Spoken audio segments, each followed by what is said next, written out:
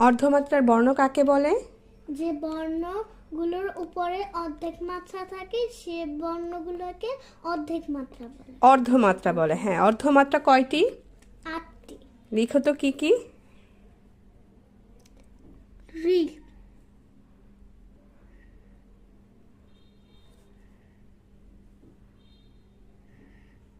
রি, তারপরে হচ্ছে খ, খ, তারপরে ঘ, গ, গ, তারপরে মূর্ধন্য, মূর্ধন্য, থ, থ, ধ, ধ, প,